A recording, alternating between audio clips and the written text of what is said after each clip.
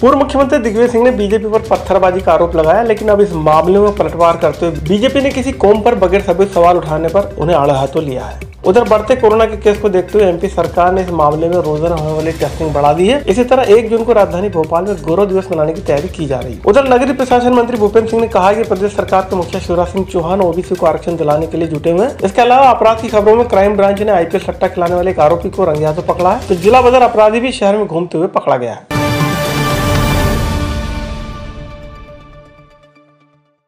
पत्थरबाजी को लेकर दिग्विजय सिंह द्वारा दिए गए बयान के बाद मंत्री नरोत्तम मिश्रा ने उल्टे कांग्रेस को कटघरे में खड़ा किया। उन्होंने कहा कि अभी तक ओसामा जी से लेकर देश की सेना, पुलिस और न्यायपालिका पर सवाल उठाने वाले दिग्विजय सिंह ने किसी एक कौम पर सवाल उठाया जो इस पवित्र माह में ठीक नहीं है। मिश्रा ने कहा कि दिग्विजय सिंह ने भले ही आरोप लगाया, लेकिन उनके पास ऐसा कोई सबूत नहीं है जिसके आधार पर कहा जा सके कि जो कौम है वो पत्थरबाज है।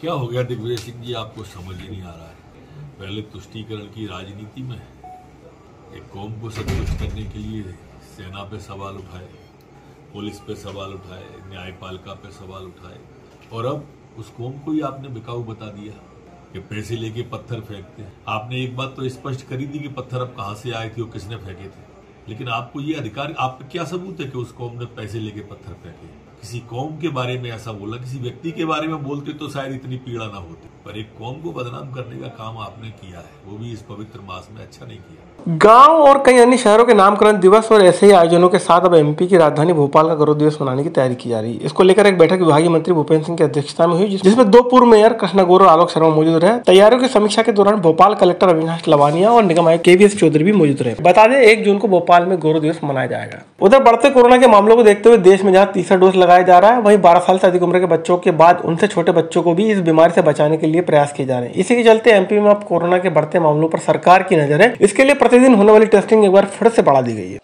मध्य प्रदेश में भी कुछ केसेस बढ़े हैं, परंतु माननीय मुख्यमंत्री जी ने भी समीक्षा की, आज भी समीक्षा होने वाली है।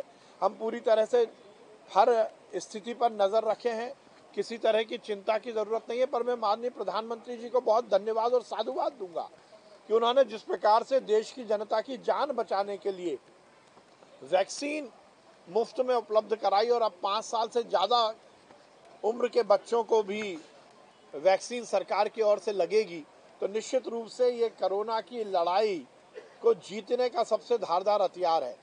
मध्य प्रदेश की सरकार केंद्र सरकार के हर निर्देश का पालन करेगी, चाहे वो वैक्सीनेशन को लेकर हो या कोविड की लड़ाई के दूसरे आयामों को लेकर हो। हमारी चिकित्सीय व्यवस्थाएं चुस्त दुरुस्त हैं, हम पूरी नज़र रखे हुए हैं, रोज हम समीक्षा करते हैं। अभी स्थिति ऐसी नहीं है कि हमें किसी प्रतिबंध की ओर जाना पड़े, कोई प्रतिबंध हम नहीं लगा रहे हैं। उधर नगरीय प्रशासन मंत्री भूपेंद्र सिंह ने कहा है कि ओबीसी आरक्षण के मामले में सीएम शिवराज सिंह चौहान गंभीरता से प्रयास कर रहे हैं। प्रदेश में 50% से ज्यादा आबादी ओबीसी की है। ऐसे में सिंह ने ओबीसी को 27% आरक्षण दिए जाने का भी समर्थन किया है। देखिए, ओबीसी आरक्षण के मामले में माननीय मुख्यमंत्री जी पूरी गंभीरता से पहले दिन से इस बात का प्रयास कर रहे हैं। सरकार और भारतीय जनता पार्टी इस बात का लगातार प्रयास कर रही है कि मध्य प्रदेश में लगभग 50% जो पॉपुलेशन है वो ओबीसी की है, और इसलिए भारतीय जनता पार्टी का, सरकार का ये मानना है कि ओबीसी को 27% आरक्षण मिलना चाहिए।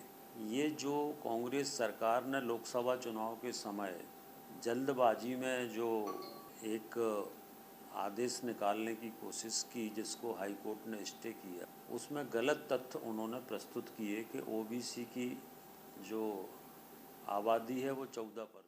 ऑनलाइन आईपीएल का सट्टा खिलाने वाले को क्राइम ब्रांच ने रंगे हाथों पकड़ा है। आरोपी के पास से सफेद रंग का एप्पल कंपनी का मोबाइल फोन और नकदी के तौर पर 4,500 रुपए जब्त किए गए। बता दें आईपीएल के सीजन में पुलिस की सक्रियता के चलते सट्टा खिलाने वाले लगातार पुलिस की पकड़ में आ रहे हैं। सटोरिया को देर रात पकड़ा गया है। ये सटोरिया मास्टर आईडी पर लेकर सट्टे की पर्चियां लिख रहा, सट्टे का जो कारोबार कर रहा था उसमें रिकॉर्ड में एंट्री कर रहा था।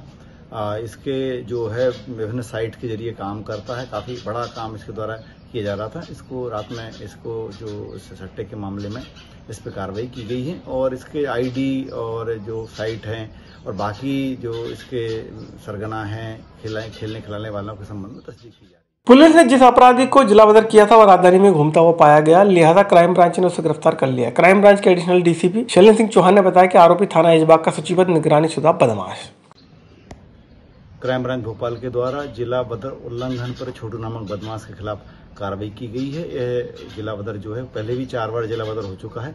इसके अलावा इसके ऊपर करीब 17 से 18 अपराध शहर के विभिन्न थानों पर हैं और इस व्यक्ति का जो ऐशबाग थाने का जो जिला बदर है वहाँ का बदमाश है, करीब 12 से ज़्यादा मामलों में जमानत पर रहा है। हम इसकी जमानत रस्ती कार्रवाई के लिए भी माननीय न्यायालय को लिखेंगे और इस पर कार्रवाई करके इसको